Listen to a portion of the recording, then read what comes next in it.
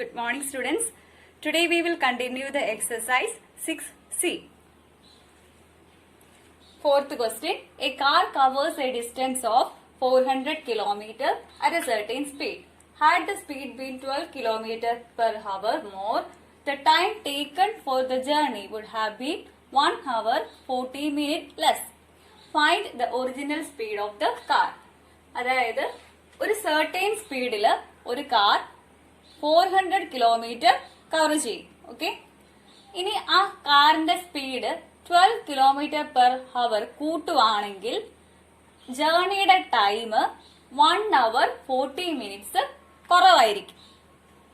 Okay, speed കാറിന്റെ 12 kilometre per hour കൂട്ടുവാണെങ്കിൽ total ജേർണിയുടെ ടൈം 1 അവർ 40 മിനിറ്റ് കുറവായിരിക്കും. ഓക്കെ, അങ്ങനെയാണെങ്കിൽ we have to find the original speed of the car. കാറിന്റെ original speed നമുക്ക് കണ്ടുപിടിക്കാം.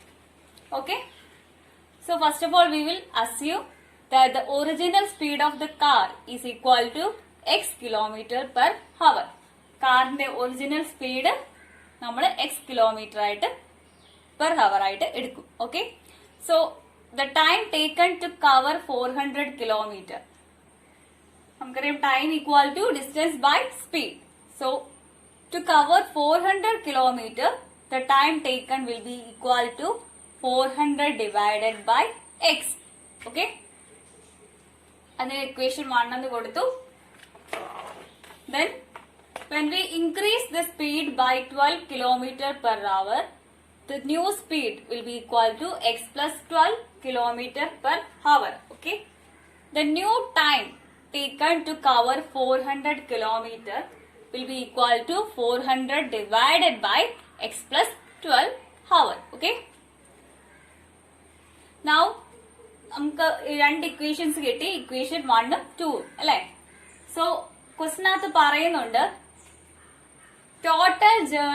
ടോട്ടൽ ജേർണിയുടെ ടൈമിൽ നിന്ന് ഇപ്പം രണ്ടാമത്തെ ജേർണിയുടെ ടൈം മൈനസ് ചെയ്യുമ്പോൾ എത്രയായിരിക്കും കിട്ടേണ്ടത്? 1 അവർ 40 മിനിറ്റ്സ് ആയിരിക്കും കിട്ടേണ്ടത് അല്ലെ. രണ്ടാമത്തെ ജേർണിയിലൂടെ 1 അവർ 40 മിനിറ്റ്സ് നമുക്ക് ലാഭിക്കാം എന്നാണ് പറയുന്നത്. 1 അവർ 40 മിനിറ്റ്സ് നേരത്തെ എത്താം എന്നാണ് പറയുന്നത് അല്ലെ. സോ എന്ത് നമുക്ക് അസ്യൂം ചെയ്യാം, ഈ രണ്ട് ടൈമിന്റെ ഡിഫറൻസ് എന്ന് പറയുന്നത് 1 അവർ 40 മിനിറ്റ്സ് ആയിരിക്കും അല്ലെ. സോ നമുക്ക് ഡിഫറൻസ് എടുക്കാം. 400 divided by x minus 400 divided by x plus 12 equal to 1 hour 40 minutes. ഈ 1 അവർ 40 മിനിറ്റിനെ നമുക്ക് എങ്ങനെ എഴുതാം? 100 മിനിറ്റ് എന്ന് എഴുതാം അല്ലെ. 1 അവർ എന്ന് പറയുന്നത് 60 മിനിറ്റ് ആണ്. 60 പ്ലസ് 40 മിനിറ്റ് എത്രയായി? 60 പ്ലസ് 40 100 ആണ്. സോ 100 മിനിറ്റ് എന്നാവും. ഓക്കെ, 100 ബൈ 60 എന്ന് പറയുന്നത് ക്യാൻസൽ ചെയ്യുമ്പോൾ നമുക്ക് 5/3 എന്ന് എഴുതാം. ഓക്കെ, സോ രണ്ട് ടൈമിന്റെയും ഡിഫറൻസ് എന്ന് പറയുന്നത് 5/3 ആയിരിക്കും അല്ലെ, according to the given condition. Now we will cross multiply the equation so that we can write 400 into x plus 12 minus 400 into x divided by x into x plus 12. This is equal to 5/3. Now taking common here, you can write 400 into x plus 12 minus x divided by x square plus 12x equal to 5/3. Here x can be cancelled. Okay, the remaining is 400 into 12 divided by x square plus 12x equal to 5/3. Again, crossing we can write, okay, this one is 14,400 equal to 5x square plus 60x. Okay, so we have got 14,400 is equal to 5x square plus 60x.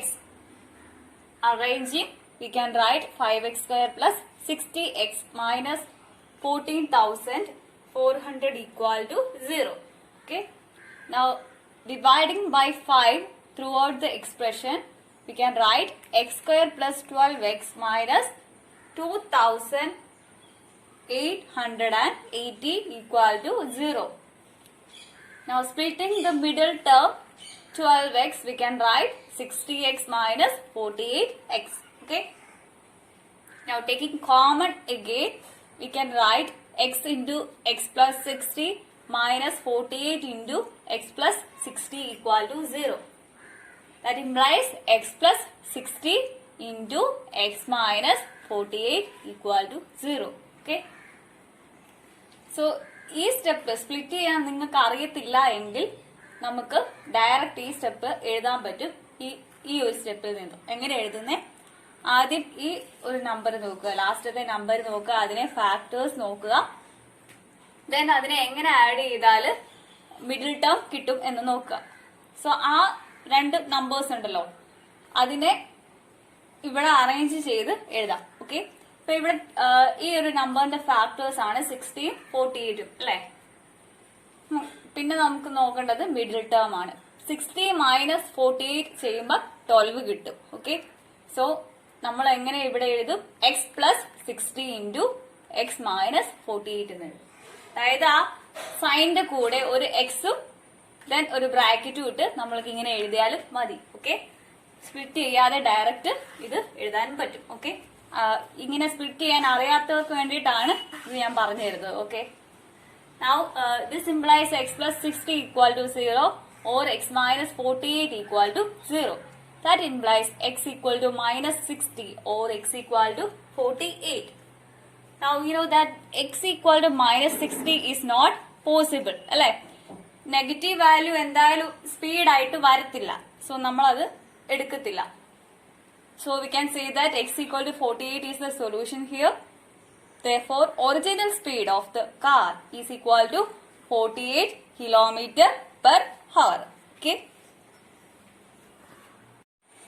Sixth question. A car made a run of 390 km in x hours. If the speed had been 4 km per hour more, it would have taken 2 hours less for the journey. Find x.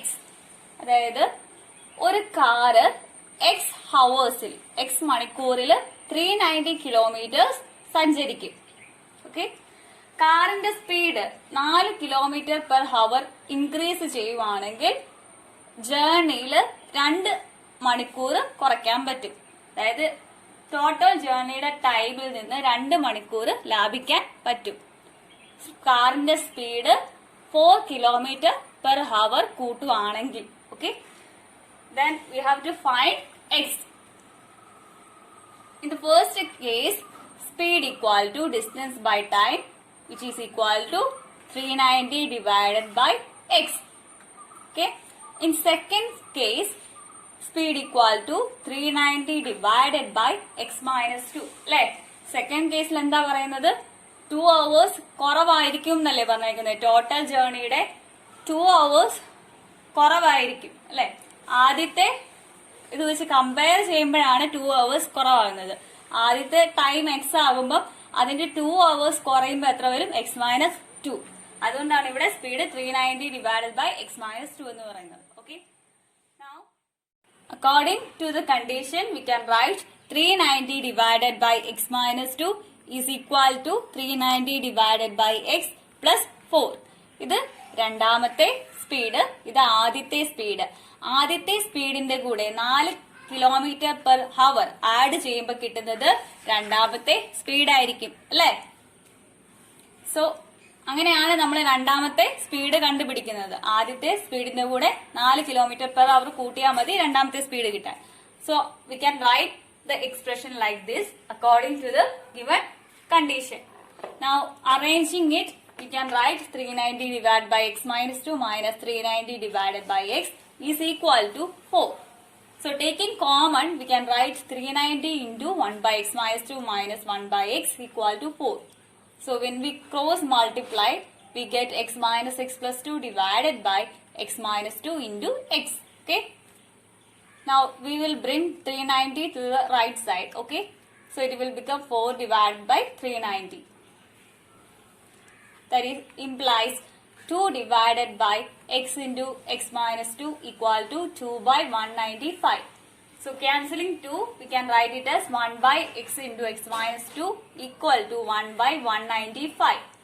So when we cross it, we can write x into x minus 2 equal to 195. That is x square minus 2x minus 195 equal to 0. So when we split the middle term, we can write x square minus 15x plus 13x minus 195 equal to 0. Taking x as common, we can write x into x minus 15 plus 13 into x minus 15 equal to 0. That implies x minus 15 into x plus 13 equal to 0. That implies x equal to 15 or x equal to minus 13. Okay. Now we know that the negative value is not possible. So we will take the positive value x equal to 15. So we can say that x equal to 15 is the only solution. 8th question. A man bought an article for rupees x and sold it for rupees 16. If his loss was x%, find the cost price of the article. So, ഒരു മനുഷ്യൻ ഒരു article വാങ്ങി x rupeesന് അത് വിറ്റു 16 rupeesന്. Okay. His loss percent was x. Okay. Loss percentage x ആണ്. We have to find the cost price of the article. ആർട്ടിക്കിളിന്റെ cost price ആണ് നമുക്ക് കണ്ടുപിടിക്കേണ്ടത്. So first of all we will write cost price of the article equal to x. അല്ലെ, ഇവിടെ വാങ്ങിയ വില എത്രയാണ്? എക്സ് ആണ്. So cost price of the article equal to x. Selling price, sold ചെയ്ത വില എത്രയാണ്? 16. So you can say that the selling price equal to 16. Now the loss equal to cost price minus selling price. അല്ലെ, cost price minus selling price ആണ് loss. Equation നിങ്ങൾ പഠിച്ചിട്ടുള്ളതാണ്. അതിനകത്ത് substitute ചെയ്യുമ്പോൾ എന്ത് കിട്ടും? എക്സ് മൈനസ് 16 എന്ന് കിട്ടും. So loss percent equal to loss divided by cost price into 100 which is equal to x minus 16 divided by x into 100. Okay. ഈ ഇക്വേഷനകത്ത് സബ്സ്റ്റിറ്റ്യൂട്ട് ചെയ്യുമ്പോൾ നമുക്ക് ഈ എക്സ്പ്രഷൻ കിട്ടും. But we have given that loss percent is equal to x എന്ന് നമുക്ക് തന്നിട്ടുണ്ട്. So we can say that this expression must be equal to x. അല്ലെ, രണ്ടും ലോസ് പെർസെന്റ് അല്ലെ. സോ നമുക്ക് രണ്ടും ഇക്വേറ്റ് ചെയ്യാം. So equating both the expression we can write x equal to x minus 16 divided by x into 100.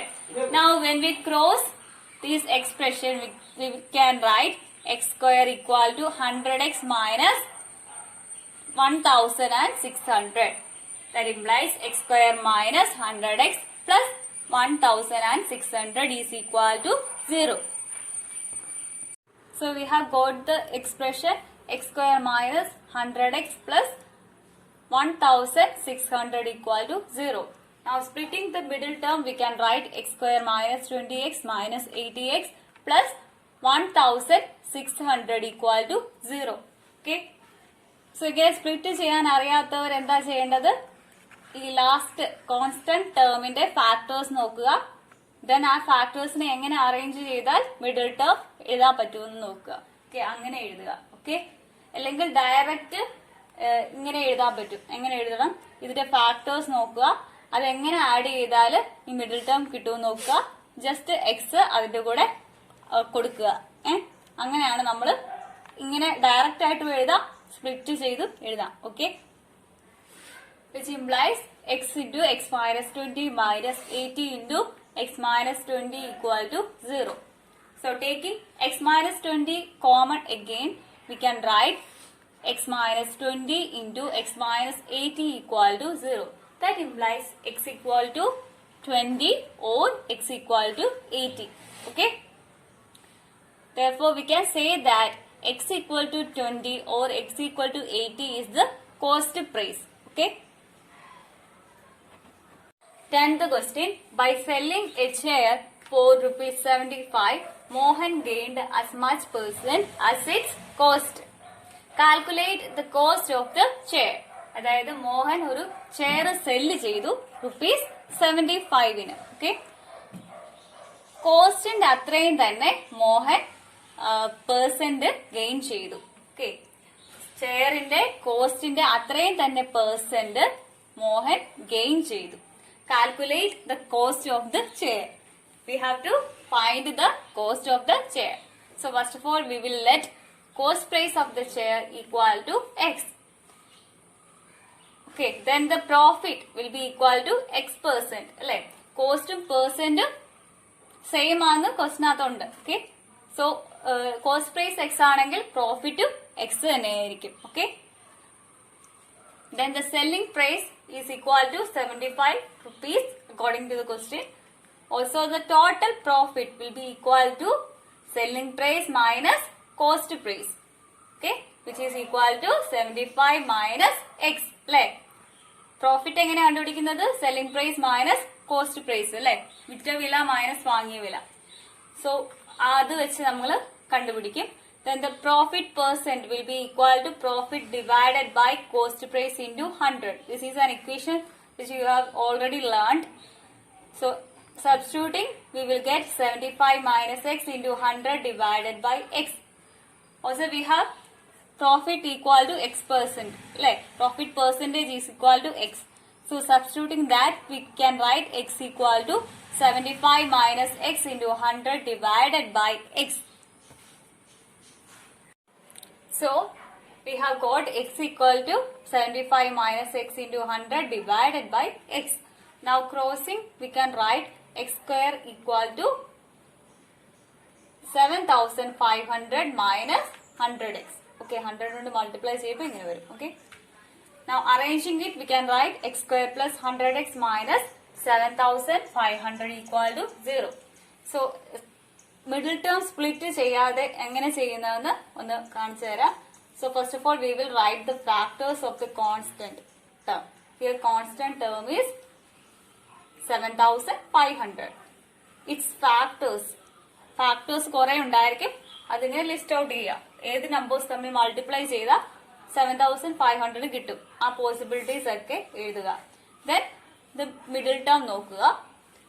Middle term എങ്ങനെ കിട്ടും എന്ന് നോക്കുക. ഓക്കെ, ഇവിടെ നോക്കുമ്പോൾ 150 into 50 എന്ന് പറയുന്നത് 7500 അല്ലെ. ഓൾസോ 150 മൈനസ് 50 ചെയ്യുമ്പോൾ മിഡിൽ ടേം 100 കിട്ടും അല്ലെ. 150 മൈനസ് 50 ഈക്വൽ ടു 100 ആണ് അല്ലെ. മിഡിൽ ടേം കിട്ടും, മൾട്ടിപ്ലൈ ചെയ്യുമ്പോൾ ഈ നമ്പറും കിട്ടും, സബ്ട്രാക്ട് ചെയ്യുമ്പോൾ ഈ നമ്പറും കിട്ടും. സോ നമുക്ക് എന്ത് ചെയ്യാം, ഇതിനെ നമ്മൾ എക്സ് ഇട്ട് കൊടുത്ത് എഴുതുക. X plus 150 into x minus 50 അങ്ങനെ എഴുതുക. X plus 150 into x minus 50 equal to 0. Okay, that implies x equal to minus 150 or x equal to 50 എന്ന് വരും അല്ലെ. This implies that the cost price is equal to 50. Since the negative value is not possible, we will take the positive value 50 as the solution. Okay.